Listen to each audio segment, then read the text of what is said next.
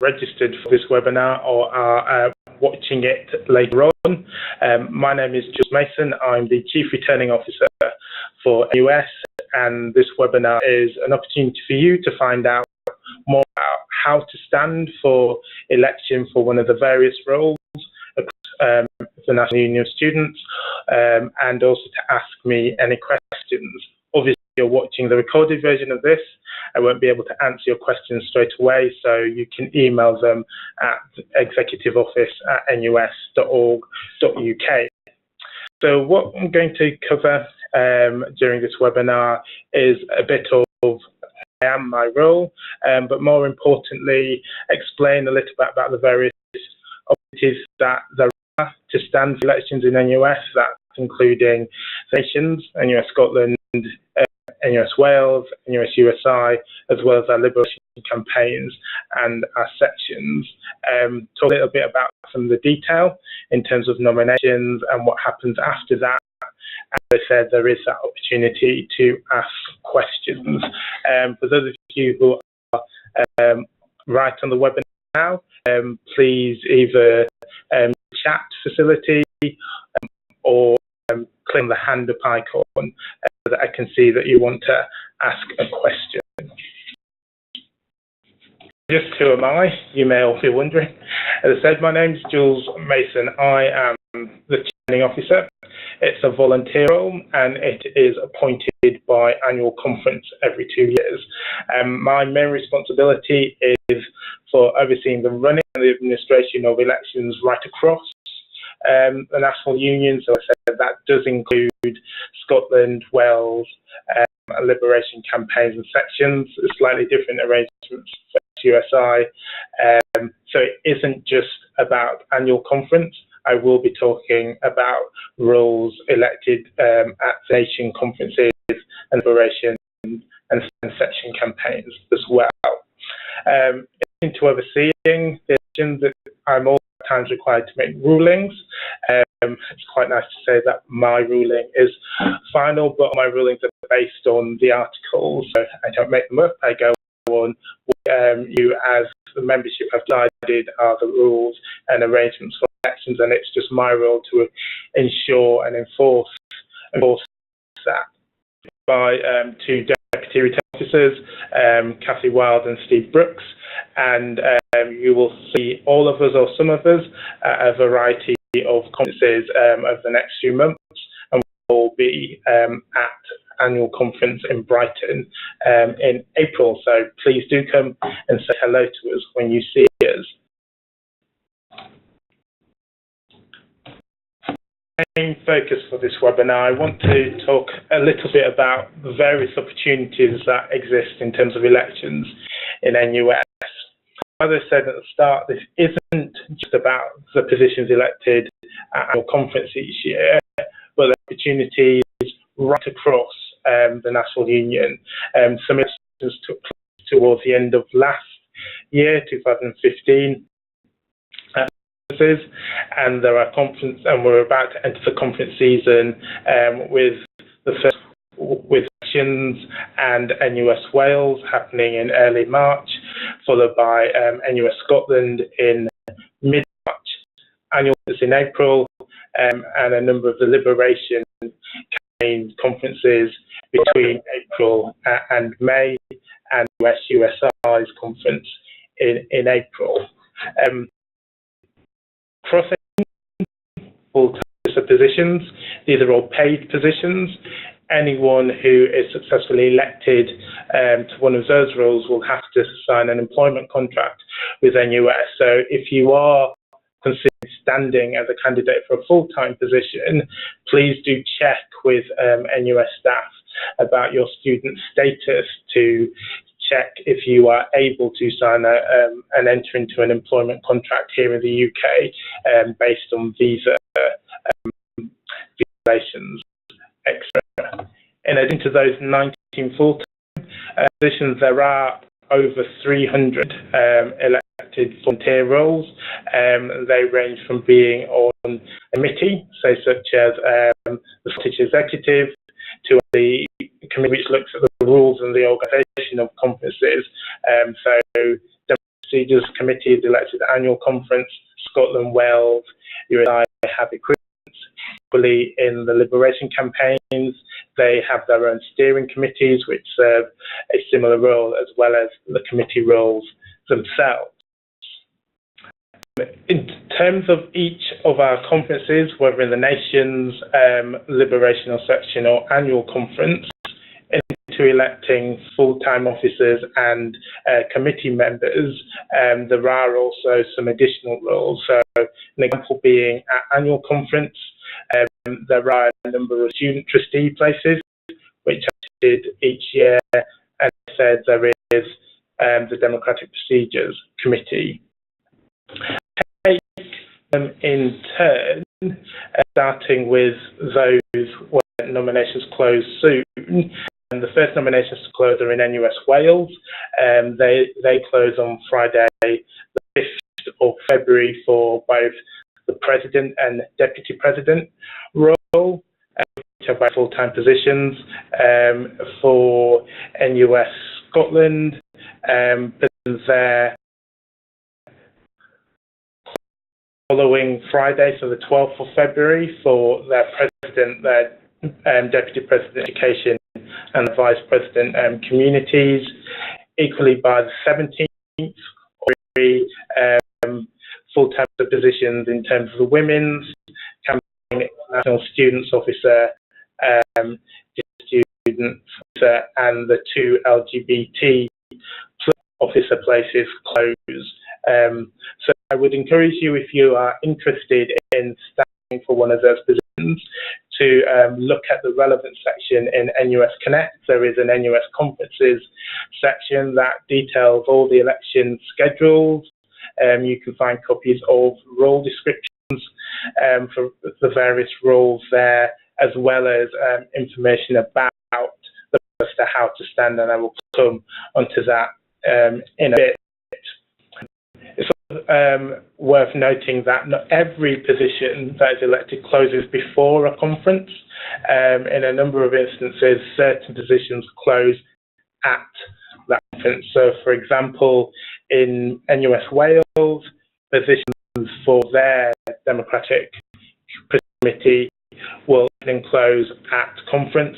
The same applies to Annual Conference, where positions open and close for the Democratic Procedures Committee. So it's always the deadline for the role that you're standing. And it's also worth pointing out that you can stand more than one position in at a conference as you're eligible for that position. So obviously, based on US's arrangements about determination, you can't, if you're a male student, stand for a position on the Women's Committee. You have to self-define, and that applies to the election campaigns. In terms of sections conferences as well, you need to self-define for one of those sections to be able to be eligible to stand as a candidate, and also to nominate someone else to stand as a candidate in that position. Of opportunities, also worth pointing out that for certain committee places, there are dedicated places, whether that's for further education, as is the case with the Block of 15 conference, or for the executive for NUS Wales. One of their positions is dedicated for a woman student and also for a further education student. So again, going back to my point about eligibility, it is worth seeing that you're eligible to stand for a specific position, whether that's in NUS Scotland, NUS USA, or UK in general. Before going on to the mechanics bit of how you stand, it's just important to remind yourself of why you should stand. Elect one of the 3 principal focuses for NUS's conferences is students' opportunity to decide who they want to lead their campaign, whether that be section or liberation campaign, or it be a nation, as Scotland, Wales, or USI, or whether it be about the UK in terms of one of the full-time office positions. And it's just as in your student unions, where if you have considered to stand yourself, it's about thinking, well, you want to achieve on behalf of students to make that difference and to improve the situation for them, whether in campus or in society as a whole. And it's also worth saying that seeing whether you're successful or not is also a good development. It's your chance to speak with other students and officers about what your views or what you see as the priorities are the best things for the student movement at this point in time. On the slide showing you, there's two quotes from two of our current full-time liberation officers, so Maddie Gekema, Disabled Students Officer, and Robbie Young, the Open Place LGBT officer, just giving quotes about, from their perspective, why they chose to stand in the first instance, and also what they've been able to achieve. So Maddie talks about successes in lobbying Parliament, in organising demos, in doing research to show sort of the issues concerning disabled students and proposing ways to deal with and tackle the issues. And as Robbie, at the end of his quote, he'll never regret having stood to LGBT open place officer. So there's that personal opportunity, but more so it's also what you can bring and do for students within the specific campaign at a campus level in wider society. And it's also a question to ask who are asking for your vote as to why you vote, that they are the best candidate for that role to take forward the concerns of students in your national union. The important question, how can you? Again, there is detailed information for each role at each conference in the NUS conferences section of it. For full-time officer positions, it's 10 nominations that's needed. For part-time officer roles, it's usually 5 that are needed. As I said earlier, depending on the role that's available for election, it also determined who can nominate candidates for that position. So one thing to always check is about are you eligible to in that election? So as I said earlier, I gave the example of a male student not being eligible to stand for women's officer places.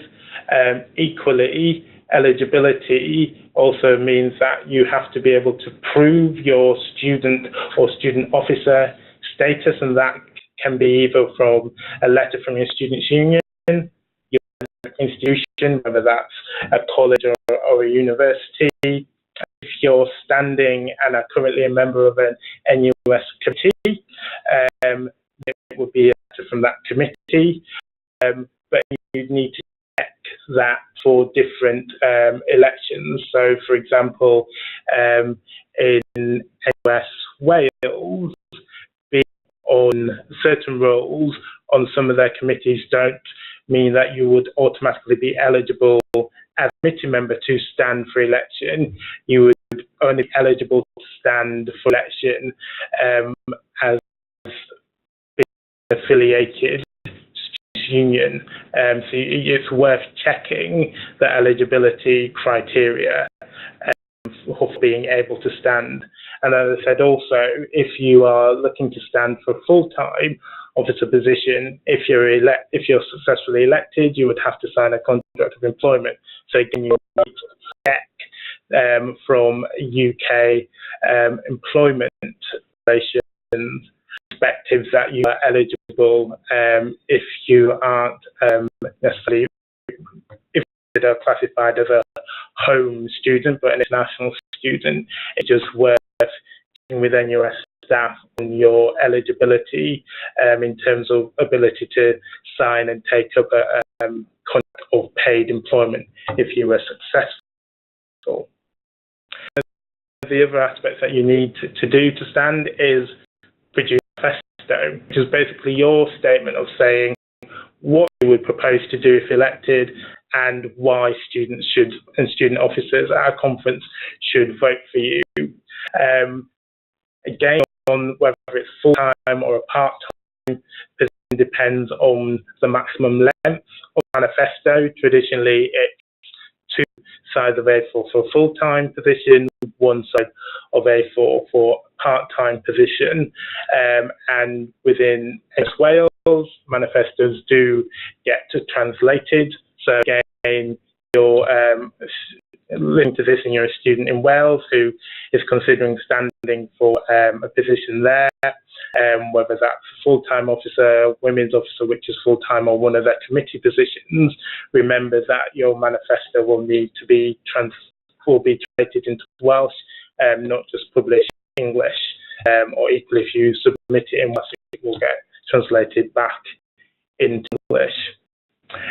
Additionally, as part of how you can stand with the people who nominate you, the students who nominate you, you would have to give evidence that they are a valid student or a student officer as well. So it's not just about proving your status as a student or student officer or committee member, but also those students who nominate you that they too are valid students.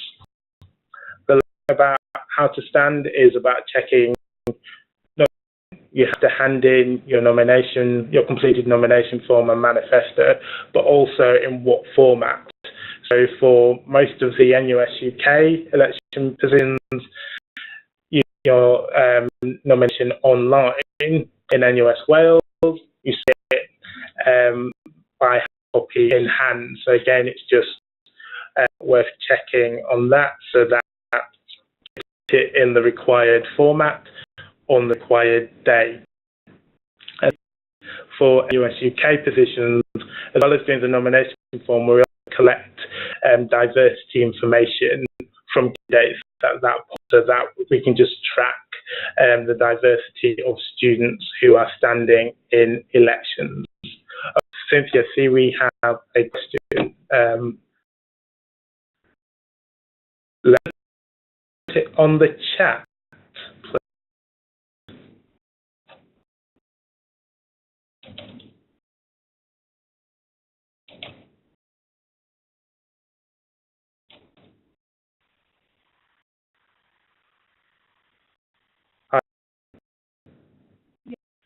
Do you have a question? Yes, I do, actually. Oh, sorry, I'm trying to. It's my first time doing a webinar, so apologies. That's all. But where I can check like through eligibility details to stand for a position, because you mentioned something about international students and checking, for example, visa requirements and all of those things. So Yeah. where is there like a full list of stuff you need to know of, or that tells you about full eligibility and stuff?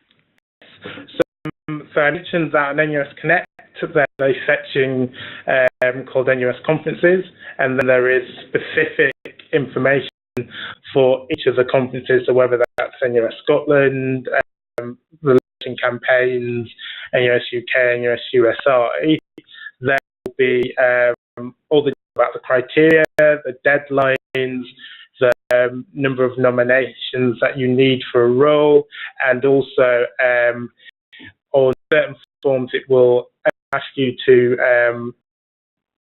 verify your student status. For UK positions, we recommend that you contact the executive office via executiveoffice@nus.org.uk, just so that they can get a better understanding of your circumstances and advise student based on their status, because regulations around employment change regularly, so it's not something that I'm totally okay with, but NUS staff will then be able to advise based on that student status and their current employment arrangements in terms of non-domestic home students being eligible to take up a UK contract of employment if they were successful. Oh, brilliant. Yes, thank you. That's great. Any more questions at this point? Not just some of the things that came to mind before, so it's fine. That's good. Excellent.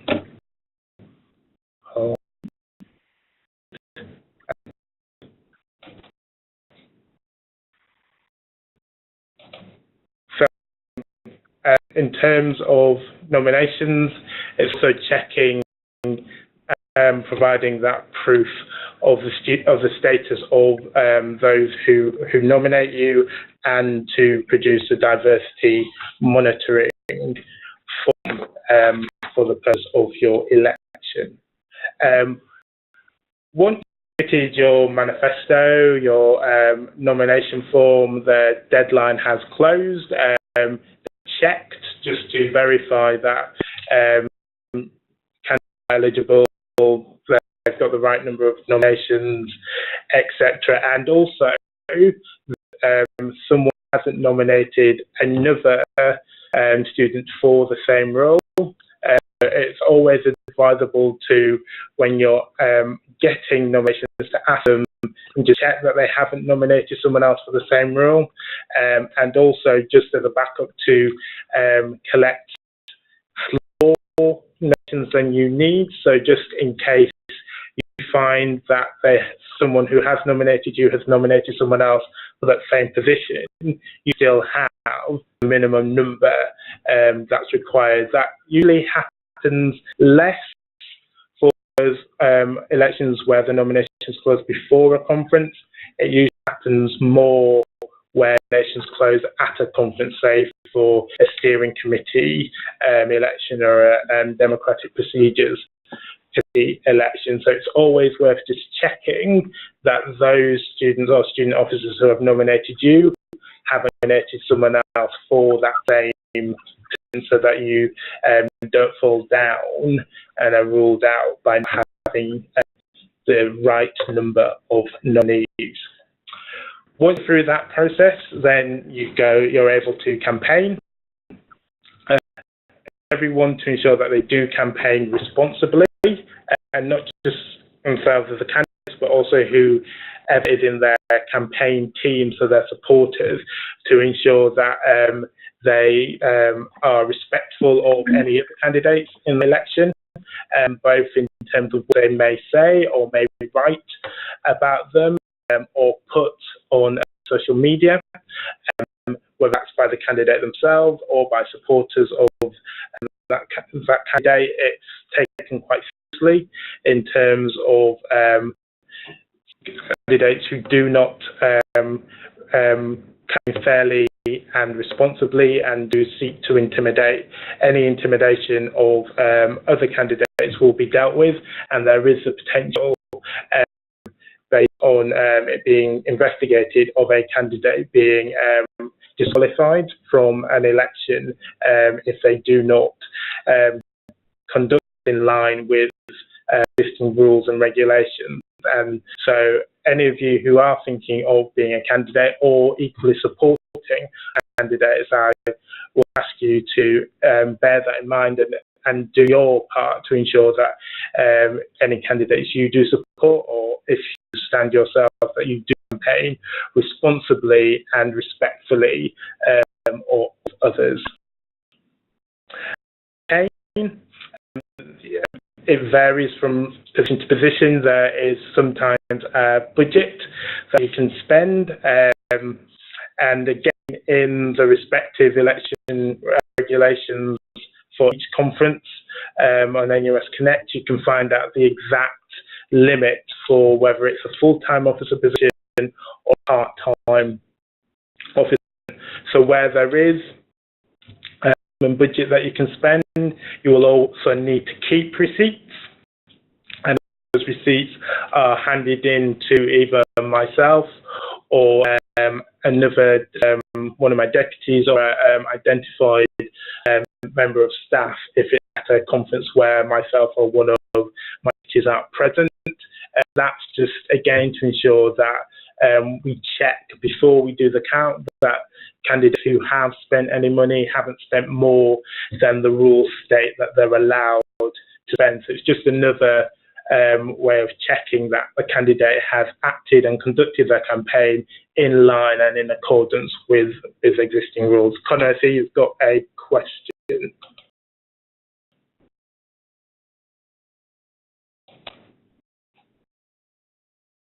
Hi. Hello. I see you've got a question.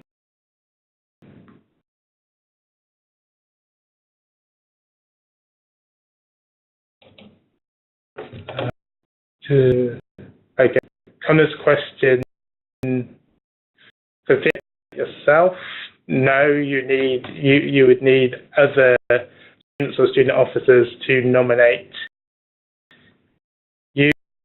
Question about when you submit your nomination for full-time position, does your manifesto have to be completed, or is it possible to edit on between submissions? So no, there isn't possibility to edit your manifesto. When you submit your manifesto with your nomination form, that is it. Some candidates do put on their manifesto is a URL link to a website, and they provide their manifesto in other formats or produce expanded information as part of their campaign. The manifesto that you submit, that isn't modified, that is consolidated and is produced, which puts all the manifestos together, so that delegates going to that conference can see who is standing. We are displaying nominated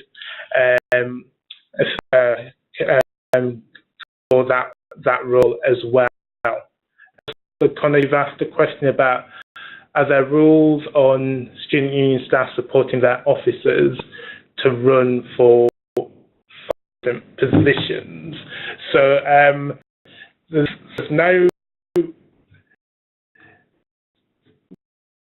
rule with the articles about who can or cannot be part of a campaign team, support team for a candidate running, although given that key part of the student is about students themselves being in positions of influence and power and making choices, I wouldn't expect union staff to actually be playing a supportive, active role in a candidate's campaign. It may be in a student's union that an officer or a student may just want to speak to a member of staff about if they're not sure about thinking about running, as is the case in student union elections themselves. I recall when I contested union elections, I did speak to union staff just about the practicalities of doing it. That wasn't asking them about how to run a campaign. So it may be from that aspect, but as supporting, endorsing and promoting and encouraging others to support a candidate from a student member of staff would be acceptable. That support should come from other students or student officers. So I hope that answers that question. Going to some other questions which are put on. For all the posts, so to start with, you can only stand for positions to which you are eligible. So if you weren't an international student, you can stand for International Students Officer. Equally, if you were a further education student but based in the South East, you couldn't stand to be for election for one of the further education places on the Scottish executive. So you have to, as I said earlier, you have to self-define for certain positions, whether that's within a nation or a liberation campaign or sections. And if you are an international student, you do need to just get that advice as to your status would allow you to be able to take up a full-time position. It wouldn't affect your eligibility to be able to stand for a part-time position, because if you were elected, you wouldn't be signing a contract of employment. It would only be if you were elected into a full-time position. Just for those of you who are watching this later on, I'm just looking at questions submitted by the chat and just trying to check that I have answered all those which and I think it's fair to say right now that I have, which is a good.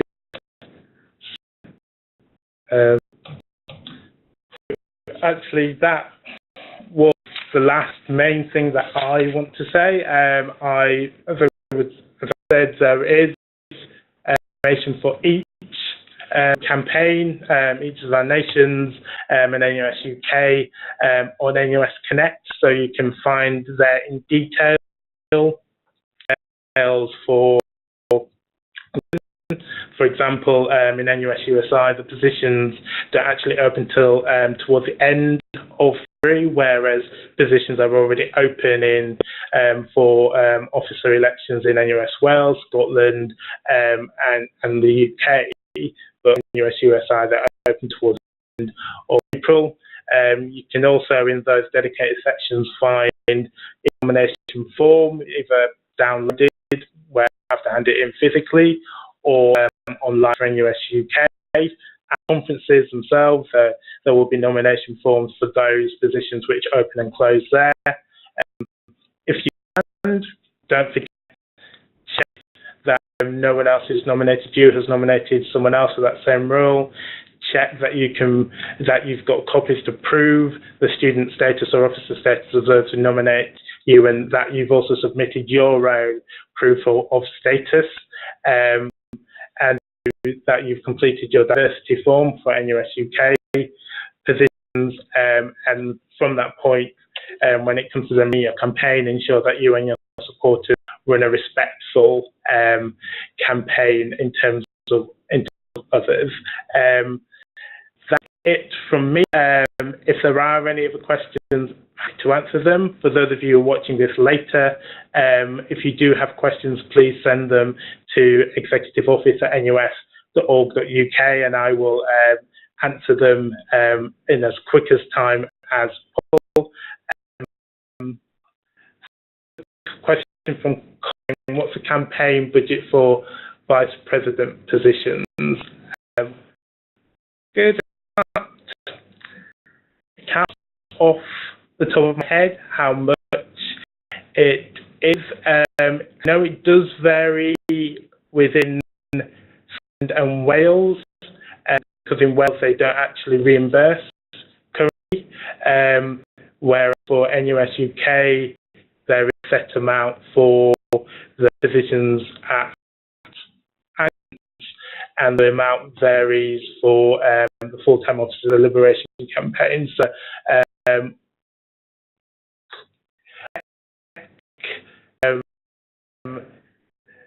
I will talk about you can spend, and if you email executive office @nus.org.uk, we can get back to you with the actual limits. Said the information is NUS Connect, but I can't remember right now exact amounts. Email to execoffice@org.uk, we will be able to get back to you with the amount, and if you can say which section, so whether that is say NUS Scotland or a UK position as well. Any